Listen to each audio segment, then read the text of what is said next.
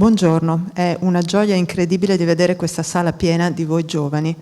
Ringraziamo l'Ateneo che ci consente di fare questa manifestazione e ringraziamo il Principe Aliata di Montereale che ha supportato anche dal punto di vista logistico questo nostro evento.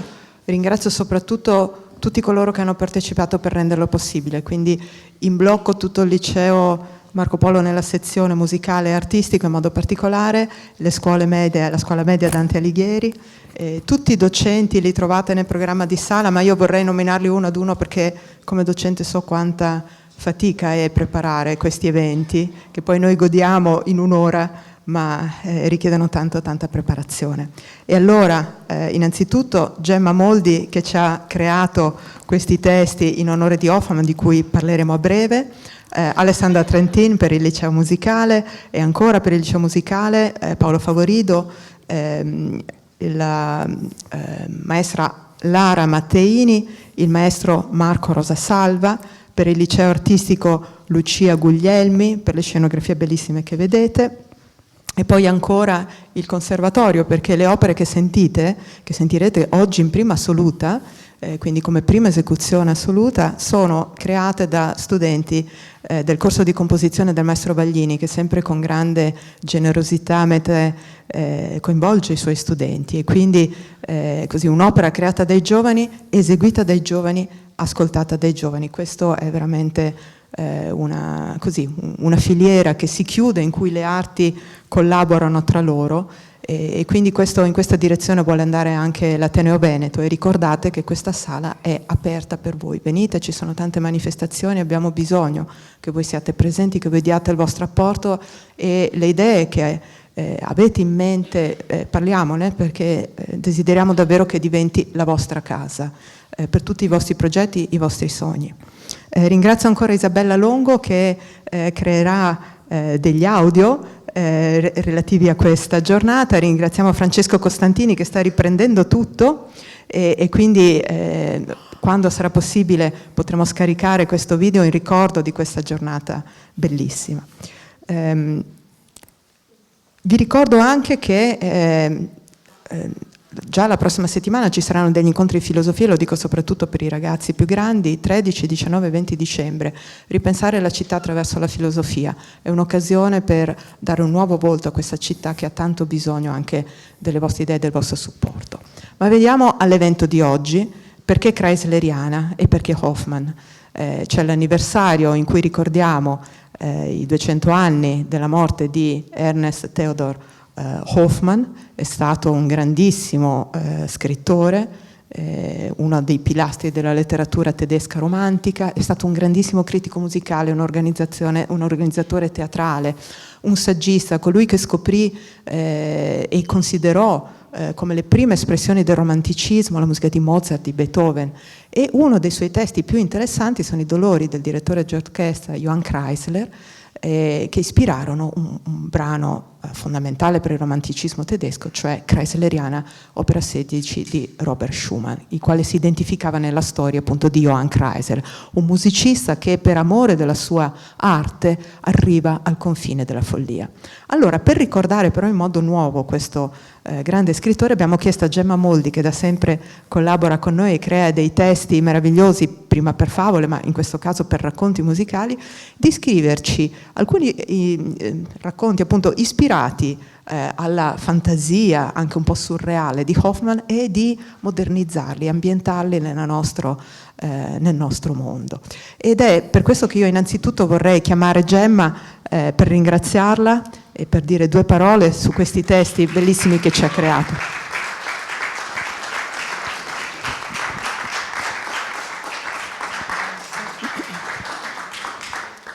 Grazie.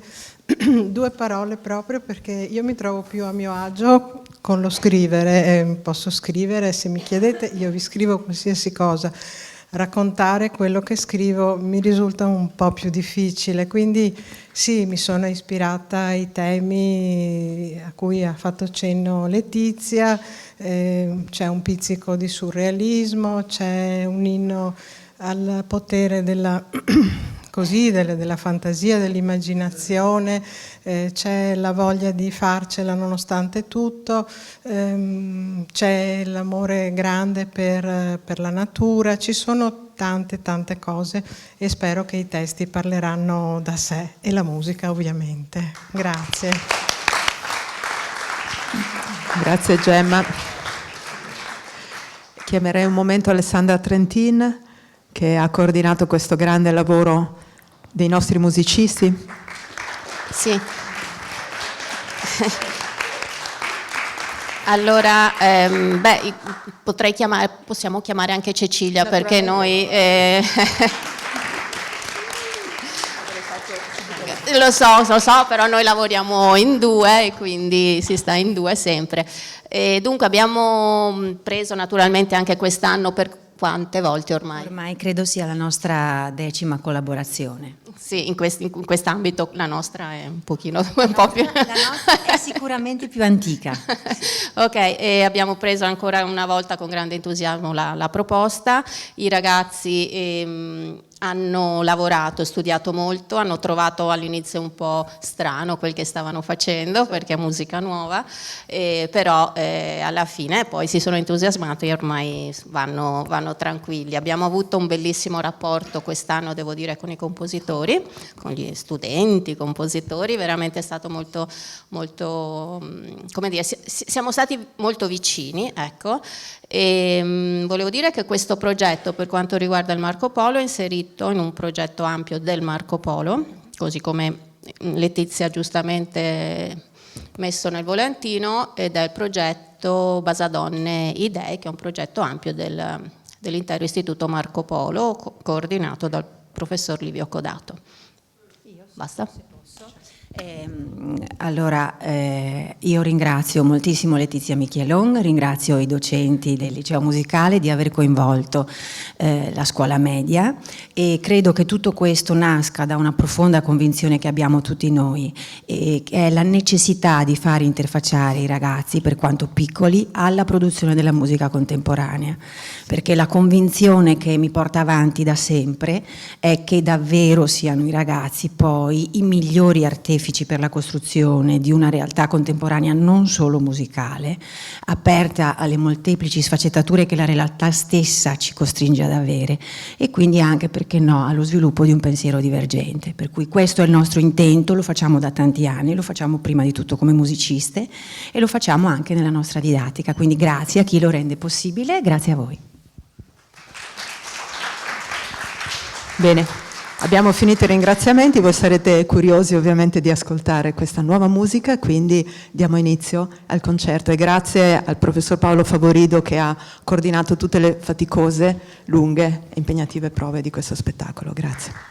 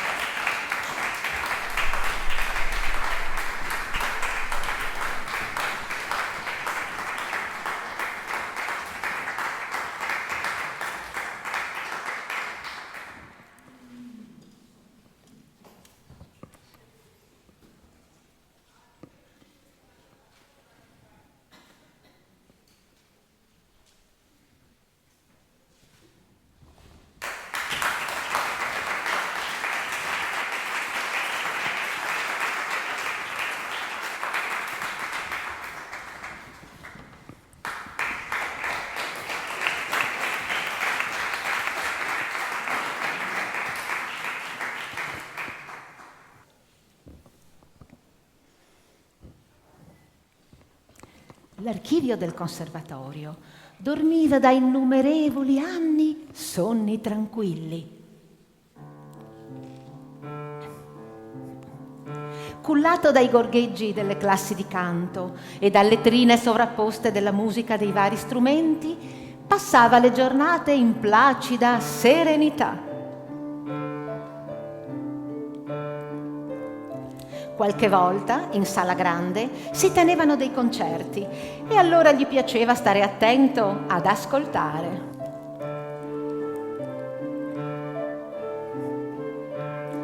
Aveva affinato tanto l'udito che era in grado di riconoscere nell'insieme il tale allievo o la tale allieva e i loro strumenti. E anche le singole voci, per quanto cantassero in coro, avevano per lui una connotazione del tutto particolare.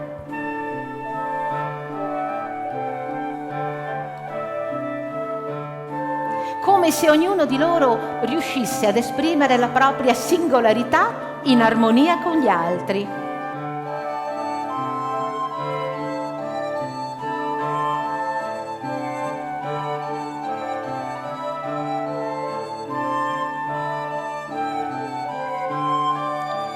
L'archivio custodiva antiche partiture e manoscritti molto rari e preziosi e capitava ogni tanto che qualche studioso, anche da paesi lontani, ne richiedesse la visione.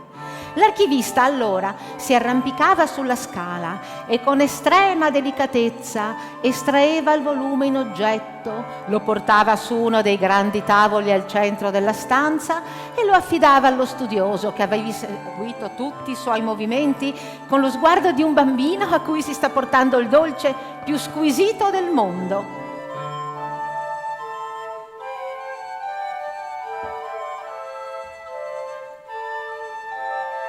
All'archivio piacevano questi studiosi, perciò a volte con uno scricchiolio o una piccola vibrazione delle vetrine riusciva a indicar loro il volume che li avrebbe aiutati nella ricerca. Con gli studiosi che gli erano antipatici invece stava immobile e muto, come una statua. Dell'archivio esisteva un ritratto in forma di enorme catalogo fatto di indici, sigle, numeri e lettere che a lui faceva ridere perché, nonostante tutto, esistevano molte pagine di cui nessuno era mai riuscito a sapere nulla e che aspettavano la persona e il momento propizio per essere portati alla luce. In particolare, l'archivio sapeva che nessuno aveva ancora scoperto, nascosto tra le pagine di un volume sul canto gregoriano, un breve e preziosissimo spartito di una bellezza straordinaria.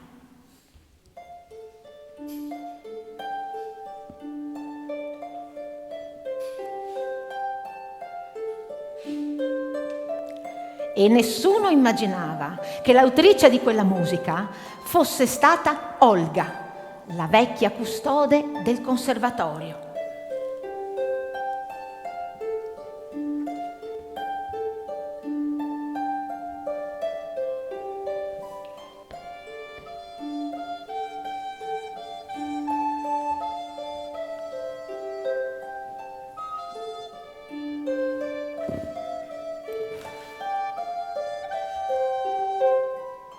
Olga aveva visto entrare generazioni di musicisti di ogni età e non c'era chi non ricordasse il profumo di caffè che usciva dalla portineria, dove aveva sistemato, con il permesso del direttore, una poltroncina che pareva presa dalla platea di un teatro. Su quella poltroncina aveva accolto qualche studente in vena di sfogarsi o una studentessa con le pastine per festeggiare un esame superato. Aveva visto molte cose, Olga, tante che avrebbe potuto scriverne un libro, ma era una persona discreta e preferiva sempre ascoltare.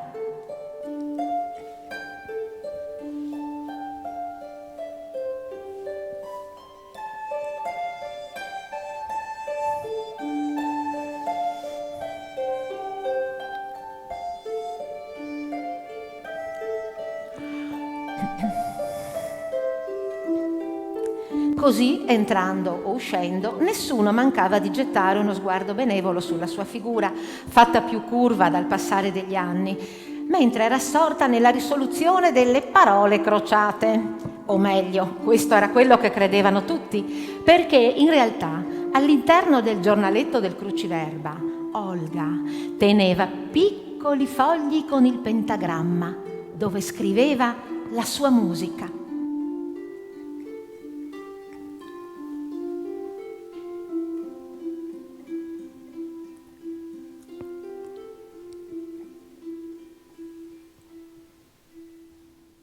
quando arrivò il momento di andare in pensione, Olga, una sera delle vacanze estive in cui non c'era anima viva intorno, era entrata nella sala studio dell'archivio e aveva nascosto il suo spartito tra le pagine di un antico volume in un alto scaffale. Era convinta che un giorno ci sarebbe stato chi l'avrebbe scoperto e magari l'avrebbe fatto eseguire in sala concerti. Quando morì, Olga diventò un fantasma bianco e leggero che girovagava per i teatri e le sale concerto della città perché convinta che prima o poi avrebbe sentito eseguire anche la sua musica. Un certo giorno, stanca di aspettare, Olga andò a trovare l'archivio per chiedergli spiegazioni, ma quello si era chiuso in un mutismo assoluto e faceva finta di non sentire il solletico che la fantasma gli faceva passando attraverso le vetrine e sugli scaffali. «Sei un vecchio egoista», gli disse Olga alla fine. «Vuoi tenere lo spartito tutto per te, eppure lo sai benissimo che la musica è fatta per viaggiare. Basterebbe uno scricchiolio al momento giusto e potresti far scoprire il mio piccolo tesoro al mondo». L'archivio faceva finta di non sentire e nello stesso tempo stringeva l'antico volume a quelli che gli stavano accanto in modo che nessun alito di fantasma potesse schiuderne le pagine e far uscire il prezioso spartito. Si era talmente affezionato a quella musica che voleva davvero tenerla tutta per sé. Rattristata, Olga cominciò a vagare per le aule e i saloni del conservatorio, canticchiando la propria musica, con accenti così nostalgici e lievi che i busti nell'androne e le figure allegoriche sul soffitto si guardarono gli uni con gli altri, pieni di ammirato stupore. Cerco in questo luogo la verità, dove si nasconde la musica. Parlan queste stanze una lingua che non ricordo più da tempo immemore.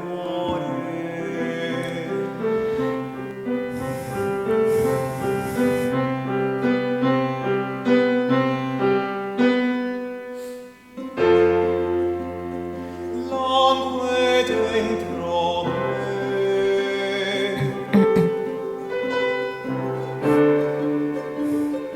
l'eco infranto che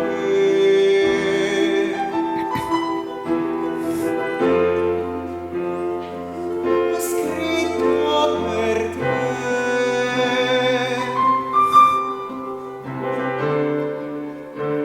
senza il mio nome.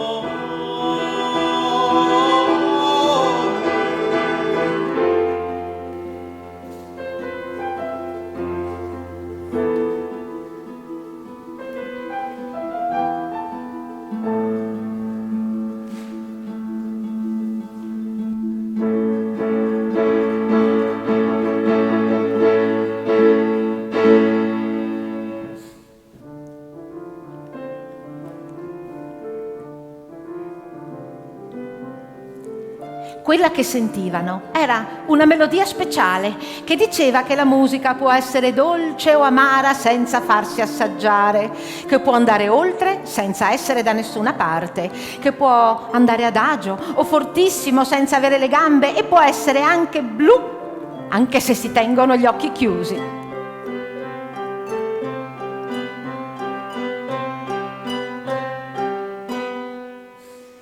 Era la musica che tutti avevano sempre ascoltato, che tornava come musica nuova, come se il nastro del tempo si fosse riavvolto e tutto tornasse a riaccadere con più consapevolezza e amore per la vita.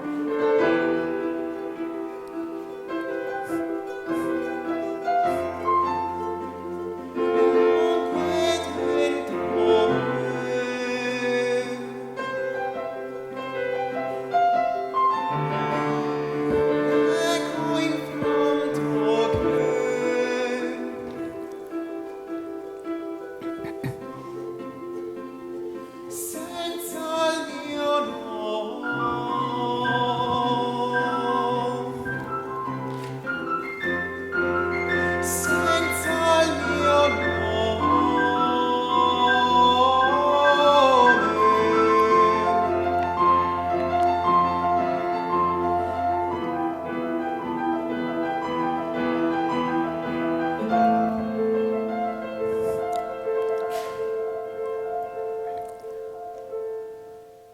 Ritornando infine verso il vecchio archivio, Olga passò attraverso la biblioteca, che provò un brivido di emozione così forte nell'ascoltarla che decise di fare subito qualcosa. Visto che si era separata da una parete sottile dagli armadi dell'archivio, diede una scossa ai propri scaffali così improvvisa che il vecchio, sorpreso e spaventato, mollò la presa sui volumi antichi quel tanto che bastava per aprire le vetrine e far volare lo spartito prezioso sul pavimento. Ecco fatto, sorrise la biblioteca, e Olga le turbinò tutto intorno per ringraziarla. Poi scappò via perché stava per arrivare l'alba. Fu così che la musica di Olga poté essere scoperta e diventare nuova fonte di ispirazione, amica e compagna di viaggio per molte persone di ogni parte del mondo.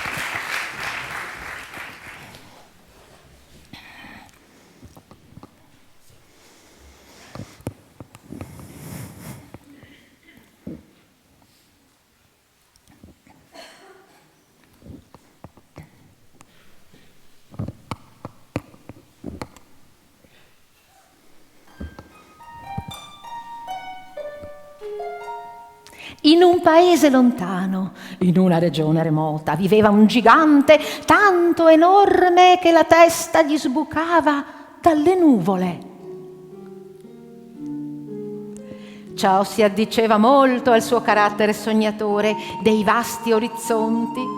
Spesso passava le giornate a contemplare l'azzurro, talvolta decideva di spostarsi altrove. Ciò che gli sfuggiva completamente era il fatto che, quando decideva di mettersi in cammino, calpestava tutto quanto capitava e, in modo particolare, il paese dei nani, molti dei quali finivano schiacciati sotto i suoi enormi piedi. Capitava di solito a primavera, quando il gigante era preso dalla voglia di viaggiare.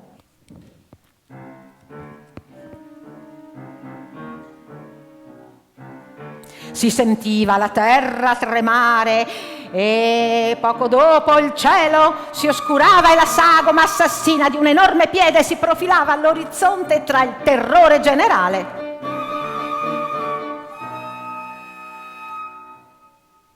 Per qualche tempo si stava in pace, ma poi il gigante era preso dal desiderio di tornare da dove era venuto, perché era un tipo nostalgico ed erano di nuovo panico e morte. I nani, nel corso degli anni, le avevano provate proprio tutte.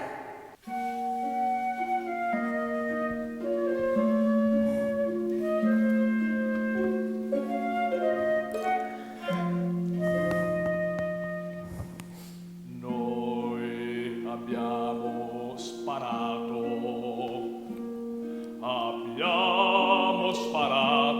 le nostre armi contro quei piedi.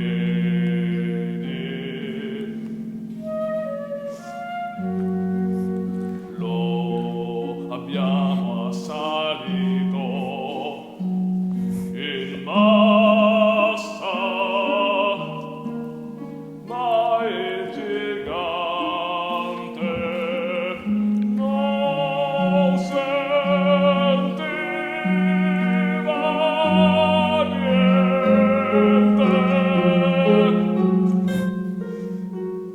neanche le frecce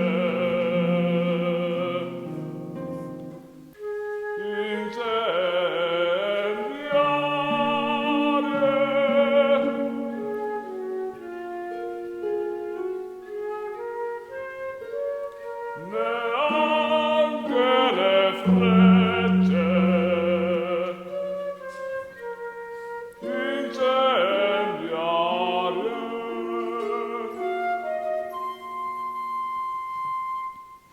Avevano provato a farlo inciampare tendendo lunghe corde tra i tronchi delle querce, ma l'unico risultato che avevano ottenuto erano le querce divelte e il raccolto delle ghiande perduto. Alla fine avevano deciso di emigrare.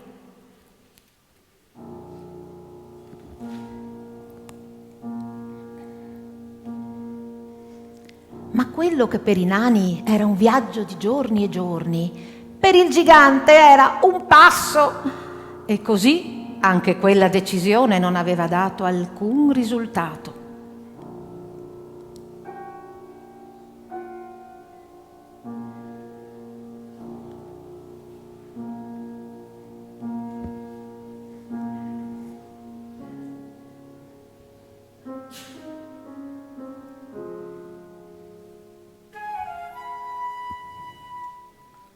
Alla fine i nani si erano fatti prendere dal pessimismo e dalla disperazione. I pochi sopravvissuti si affidavano agli oroscopi del nano mago che profetizzava tempi migliori leggendo i fondi del tè, e ciò li consolava un po'.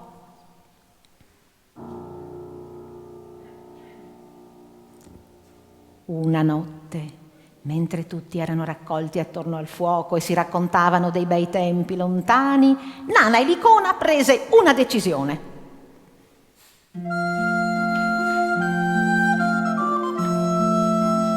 Visto che da qualche giorno il gigante era nella sua fase contemplativa, pensò di salire lungo le sue gambe e di andare a parlargli. Si diceva che già in passato qualcuno avesse tentato l'impresa, ma precipitato da grandi altezze, di lui era rimasto ben poco da seppellire.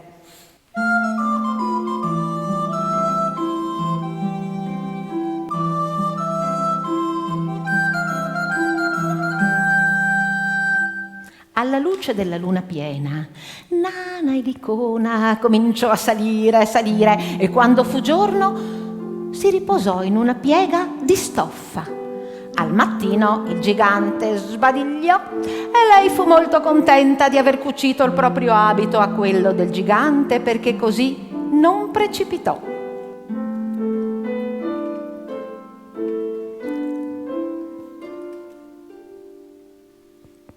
Dopo alcuni giorni, Nana e Licona approdò alla spalla del gigante, che le sembrò un immenso deserto di panno.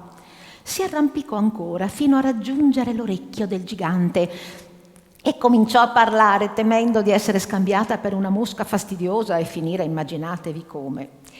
Parlò scandendo bene le sillabe, usando una foglia arrotolata per amplificare la voce e suonando a tratti il flauto che aveva portato con sé.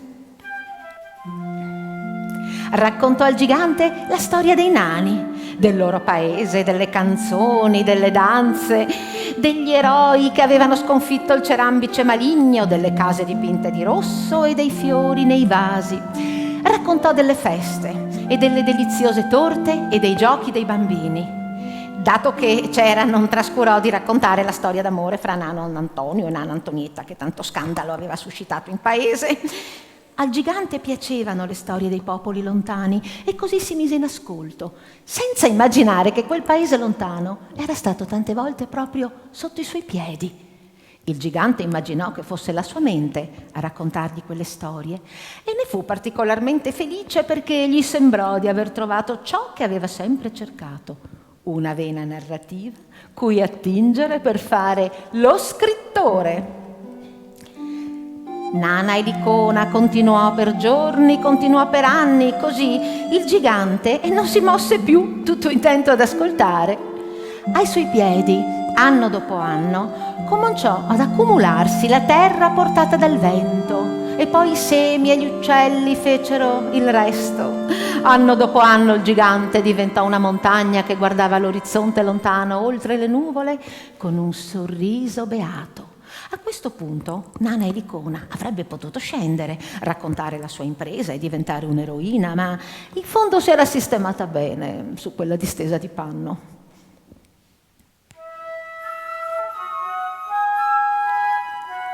Aveva il suo rifugio in caso di maltempo, un piccolo orto, il latte della capra nana che si era arrampicata fin lassù per andarla a trovare e le uova degli uccelli che nidificavano tra i peli della barba del gigante. E poi era diventata molto vecchia, la discesa sarebbe stata rischiosa, ma soprattutto si era tanto affezionata al gigante sognatore, alla vista aperta sull'orizzonte, alle sue stesse storie, che non le interessava più tornare al paese dei nani.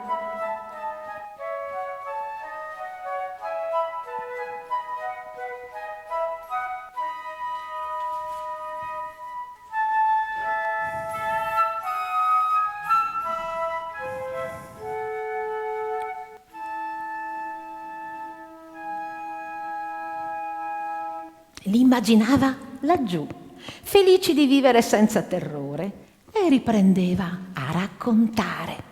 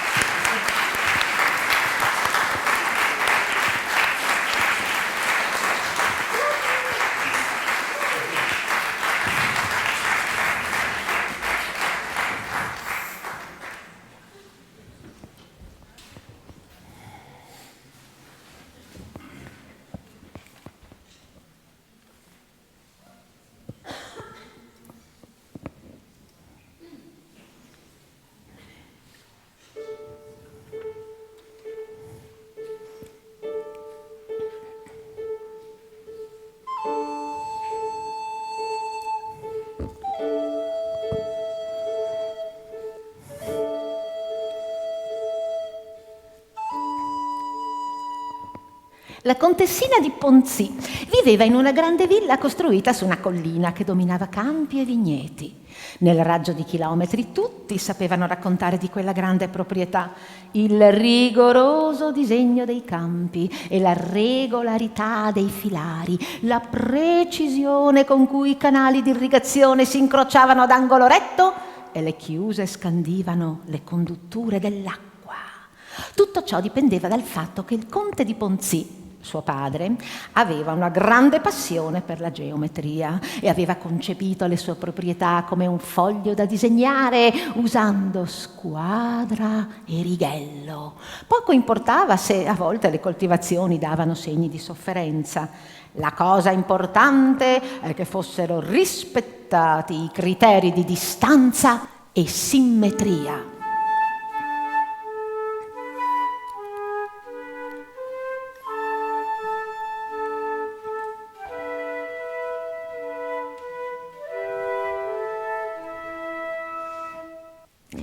La contessina, dopo un'infanzia vissuta in un'atmosfera di giocoso disordine, aveva manifestato chiari segnali di somiglianza con il padre. Vestiti, libri, giocattoli furono un po' alla volta collocati con precisione nell'armadio, sulla scrivania e sugli scaffali, secondo criteri che ogni domestico doveva conoscere alla perfezione, pena il licenziamento. Quando si rese conto di ciò che stava diventando sua figlia, la contessa madre, che per tutta la vita aveva lottato per una rosa selvatica in un angolo del giardino, morì di crepacuore e il conte la seguì poco dopo a causa di una scorribanda di cinghiali che in una notte insieme ad una famiglia di talpe e 4 nutrie gli avevano scombinato distanze, simmetrie, condutture.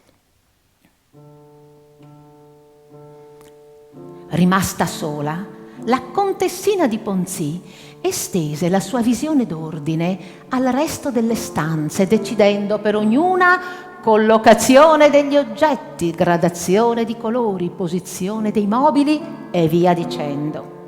Ci vollero anni, ma alla fine la contessina fu soddisfatta del risultato e i domestici trassero un sospiro di sollievo. La pace, tuttavia, durò poco. Capitava infatti che alla fine del pranzo o della cena la contessina fosse infastidita da una piega del tovagliolo non del tutto perpendicolare al coltello o da un bicchiere non perfettamente allineato con la caraffa. Non sopportava la vista dei piatti sporchi ed esigeva che i camerieri li facessero sparire non appena aveva mandato giù l'ultimo boccone. Aveva preso l'abitudine di fissare gli oggetti fuori posto con uno sguardo severo, in modo che la servitù capisse immediatamente dove intervenire. Fu all'incirca in questo periodo che capitai a casa della contessina per farle firmare delle carte inviatele dall'avvocato dove lavoravo come giovane di studio. La porta si era aperta in una stanza dove faceva bella mostra di sé un tavolino su cui erano disposte alcune penne stilografiche col cappuccio di madreperla.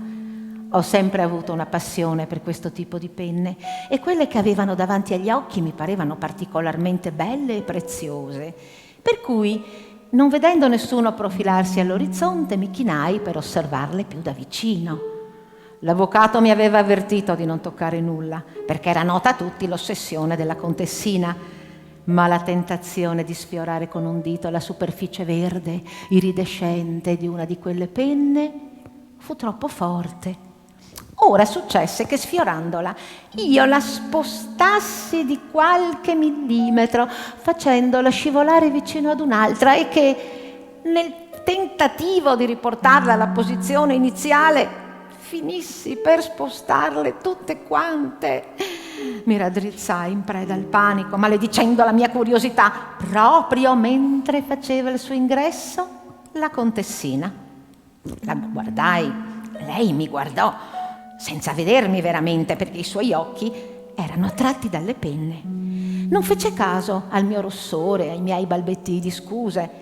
Fissava le penne costringendo anche il mio sguardo a calarsi sul misfatto. E fu così che assistetti al prodigio.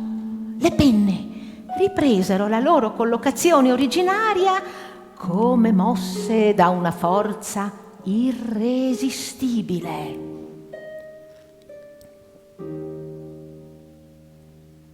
Come se non fosse successo nulla di particolare, la contessa mi chiese le carte da firmare e mi congedò rapidamente. L'episodio mi aveva tanto scombussolato che dopo il lavoro me ne andai al bar perché non riuscivo a tenere dentro di me quanto era successo e desideravo parlarne con gli amici. Poco più tardi, mentre raccontavo la mia avventura, vidi che un anziano signore dall'aria distinta, seduto vicino a noi, sorrideva scuotendo lievemente la testa. Indispettito dal suo atteggiamento che attribuivo a incredulità nei confronti della mia storia, lo interpellai e lui sembrò molto contento di parlare.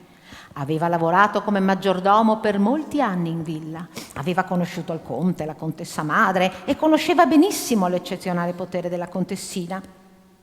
Il suo sorriso ironico era dovuto al fatto che quello che avevo visto io era solo una piccola dimostrazione di quanto era in grado di fare. E qui cominciò a raccontare di oggetti che sotto quello sguardo magnetico andavano a riporsi da soli negli armadi o sugli scaffali, di porte e finestre che si aprivano e chiudevano, di tendaggi che prendevano la giusta angolazione tra il terrore crescente della servitù che ormai si era tutta licenziata.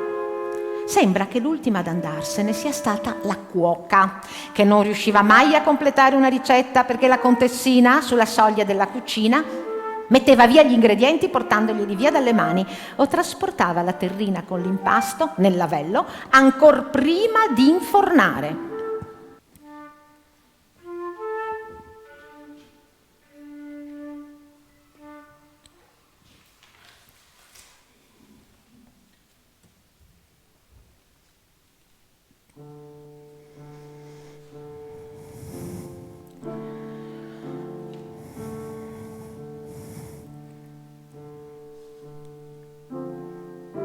Ora che è sola, non so chi le farà da mangiare.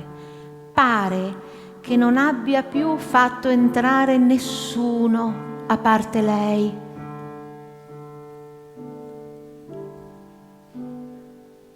E qui ci facemmo tutti cupi al pensiero di quella poverina chiusa in villa. Nei mesi successivi cercai di passare nei paraggi sperando di vederla apparire da una finestra, ma l'unica cosa che vidi fu la crescita vigorosa delle siepi di bosso, di tasso, dei rampicanti, della rosa selvatica che inesorabilmente salivano lungo le pareti della villa. Nel giro di qualche anno la villa fu inghiottita dalla vegetazione, cani e cacciatori invasero la proprietà e il sindaco fece stampare le cartoline con la villa del fantasma della contessina di Ponzì, sperando di attrarre qualche turista in cerca di brividi. Quanto a me ne andai in un altro paese e fu solo dopo molto tempo che, durante una vacanza, decisi di fare una deviazione verso la villa. La vegetazione sembrava aver trovato un suo equilibrio. Camminai seguendo quello che un tempo era stato il perimetro della villa. Tra i rami dei rampicanti, di tanto in tanto, luccicava il vetro di una finestra. Mentre guardavo un altissimo ramo di rosa in fiore, misi il piede in una buca e caddi a terra. Mi accorsi allora che c'era una specie di galleria nel folto e che la buca ne seguiva come un fossato l'andamento. All'interno, appoggiata ad una pietra, una penna stilografica mandava verdi bagliori di madreperla. Con grande emozione la presi e con gesto automatico svitai il cappuccio. Arrotolata intorno al pennino c'era una minuscola pergamena dove una mano aveva scritto «Grazie», con tratti delicati. Dunque, pensai, la contessina non è morta dentro alla villa. Forse la fame o la solitudine o magari l'amore per un giovane di studio le hanno dato la forza di scappare. Sollevato, misi la penna in tasca e tornai sui miei passi immaginando la contessina finalmente libera e felice. Pensai che un giorno ne avrei scritto la storia e riabilitato la memoria, perché evidentemente anche sotto quella scorza dura c'era un cuore capace di amare la vita.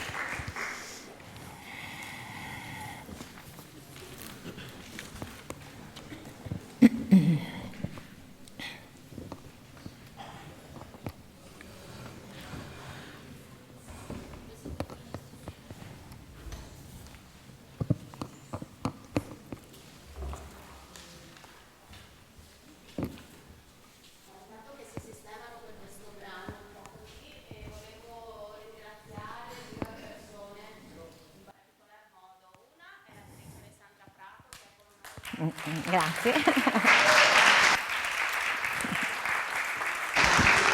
Ed è Cecilia, vieni con me anche perché siamo sempre in due e quindi comunque ci aiuta, ci supporta. Aspetta che la copriamo e veramente grazie. Poi l'altro che non abbiamo ancora ringraziato è il nostro capo. Grazie Paolo.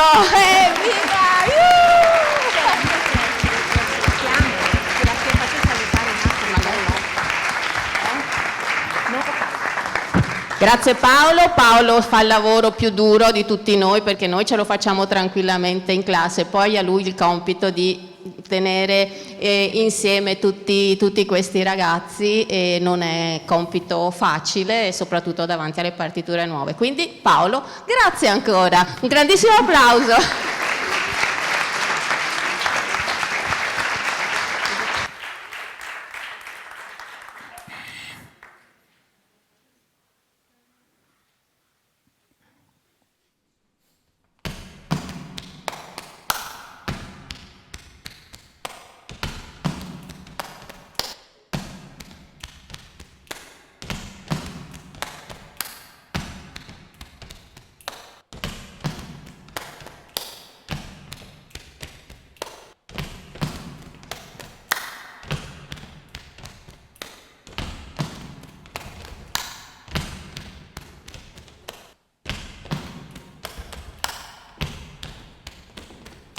Gianna lavorava in una fabbrica di detersivi.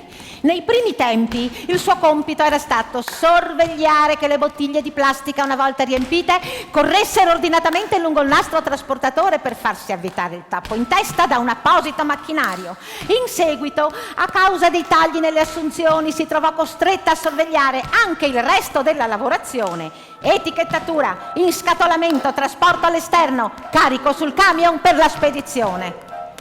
Ogni giorno la serie si ripeteva.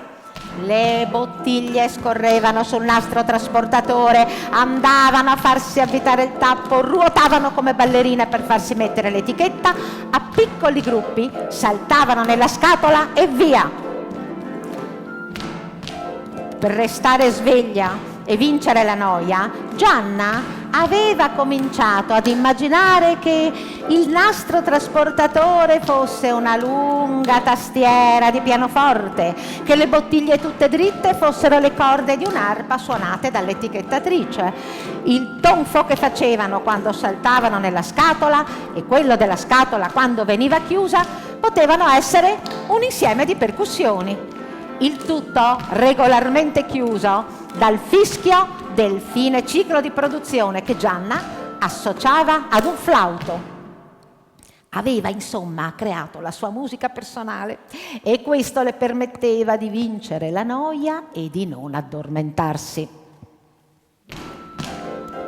Tuttavia, per quanto geniale fosse questa trovata, la musica ripetuta infinite volte senza variazione finì per diventare monotona e un giorno, fatalmente, Gianna si addormentò. Non si svegliò neanche con il fischio di fine ciclo, né con i tonfi delle scatole, ma la cosa più grave fu che non si svegliò neanche quando si inceppò l'etichettatrice e il sapone cominciò a riversarsi lungo i bordi del macchinario tra ingranaggi e pistoni ben oliati, producendo bolle di sapone sempre più grandi e spesse. Gianna continuava a dormire cullata dalla musica del nastro trasportatore con un sorriso beato sul viso. Continuò a dormire anche quando una bolla enorme la avvolse tutta e la portò con sé, uscendo dalla grande apertura del carico e scarico merci. Chissà quale miscela di olio e sapone era riuscita a produrre quelle bolle enormi e resistenti. Fatto sta che, come pecore fuggite dall'ovile, cominciarono a volare oltre la fabbrica, lungo la strada, sui campi. Nella bolla più grande Gianna dormiva come da anni non faceva più e con il sonno piano piano se ne andavano via stanchezza e preoccupazioni. Quando il vento portò le bolle in piazza, c'era la festa dei fiori e le signore si scambiavano informazioni su gerani, orchidee. Un produttore di piccoli trattori da giardino faceva salire i bimbi per un giro di prova. Oltre alle bancarelle specializzate in sementi e bulbi, c'erano quelle del torrone e delle frittelle. Un attore girovago aveva portato con sé il suo campionario di zuffoli e campanelle scacciaguai e raccontava storie a 3 sorelline vestite da fiore. In un angolo della piazza 2 morosi stavano litigando e ogni tanto la voce acuta di lei attirava l'attenzione dei passanti. Rumore di tazzine e piattini da caffè arrivava dal bar centrale, dove 2 camerieri volavano a prendere le ordinazioni. Le bolle, forse per via del vento che nella piazza sembrava più calmo, si erano fermate proprio in centro, sopra le bancarelle dei fiori. Tutti alzarono lo sguardo su quelle enormi bolle e su quella più grande di tutte, dove Gianna continuava a dormire. Un oh di stupita ammirazione si levò dalla piazza. Poi qualcuno ebbe l'idea di applaudire e tutti, dopo poco, lo imitarono in un tripudio crescente. Come attratte da quel frastuono, le bolle si abbassarono sulla gente, fin quasi a sfiorarne le teste, E allora successe un fatto strano. Non si udì più un suono, per quanto tutti continuassero ad applaudire, a gridare, a soffiare negli zufoli, a scuotere le campanelle. Non si sentiva più nulla. Per fortuna durò 1 minuto, ma a tutti sembrò eterno, anche ai morosi che stavano sbaruffando. Si levò il vento e le bolle ripartirono per chissà dove, lasciando tutti a interrogarsi sull'accaduto, tranne le 3 bambine vestite da fiore che spiegavano all'attore che le bolle assorbono i suoni e li portano via. Le bolle volarono per giorni e giorni, seguirono il corso del fiume, viaggiarono sul mare. A quel punto Gianna si svegliò, terrorizzata, guardava la grande massa cobalto del mare sotto di lei e se ne stava immobile per paura che la bolla in cui se ne stava rinchiusa esplodesse. Ad un certo punto si vide la costa e dopo la costa una grande pianura verde. All'orizzonte andava ingigantendosi una striscia di cielo color fumo e l'aria era scossa da tremori cupi. Le bolle, con i loro riflessi d'oro e d'argento, come un gregge impaurito, avevano rallentato la loro corsa e procedevano lente contro un orizzonte sempre più buio e cupo. Là sotto si stava combattendo una guerra e Gianna ne vedeva tutto l'orrore. Un sibilo acuto, un lieve rumore e le bolle trapassate da un proiettile si dissolsero tutte allo stesso momento, rilasciando, come benevola cascata, la moltitudine dei suoni della fiera dei fiori. I soldati si guardavano intorno, ascoltando la musica dello zufolo e delle campanelle, i discorsi delle signore sulle orchidee, i gerani, il pianto del neonato alla sua prima uscita, il venditore di trattori, le domande dei bambini, la musica del bar, tra il rumore dei piattini, persino la baruffa dei morosi. C'era proprio tutto e anche di più. Il respiro del mare e delle pecore sul prato e la musica del nastro trasportatore. Com'era brutta questa guerra in confronto. I soldati allora buttarono le armi, salutarono i generali e tornarono ciascuno verso le proprie case o quello che ne restava. Uno di loro si accorse di Gianna che se ne stava attonita seduta su un sacco di sabbia con la sua tuta d'operaia e i guanti di gomma. Il soldato le porse la mano con parole gentili in una lingua sconosciuta e lei sorrise perché i suoni della gentilezza, così come quelli della pace, sono gli stessi in tutte le lingue del mondo.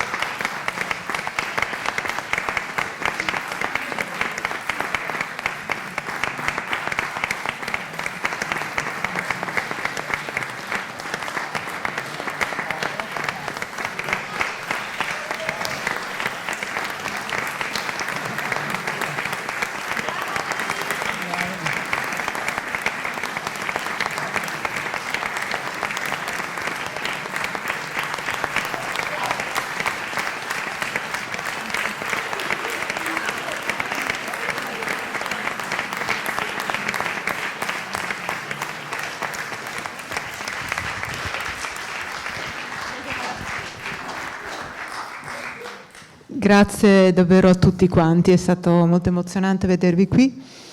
Grazie ancora a tutti i docenti preparatori e tutti i ragazzi e a Alessandra Prato che ha reso magici questi testi, e volevo con l'occasione anche salutare e ringraziare la preside del Scuola Dante Alighieri, la dottoressa Isabella Polidoro.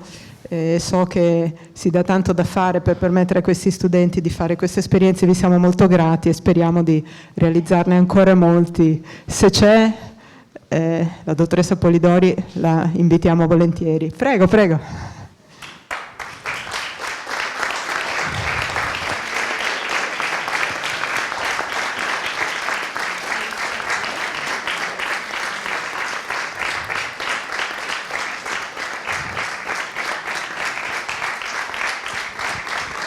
Buongiorno a tutti.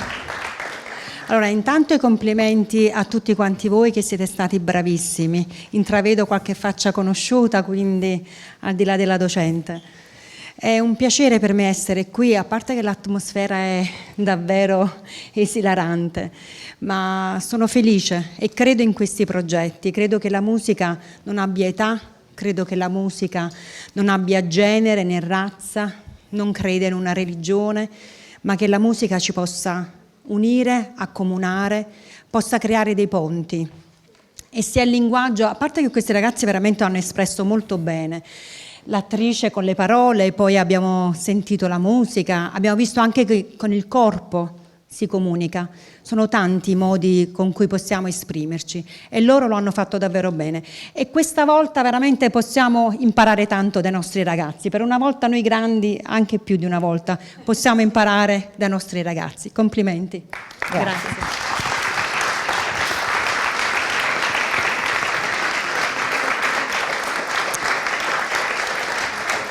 Bene.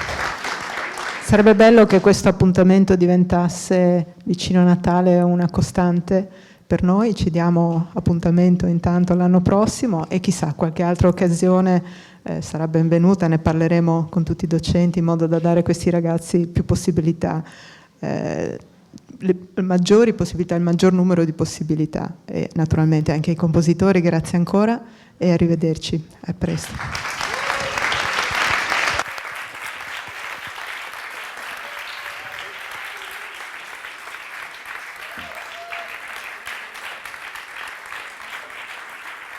Okay.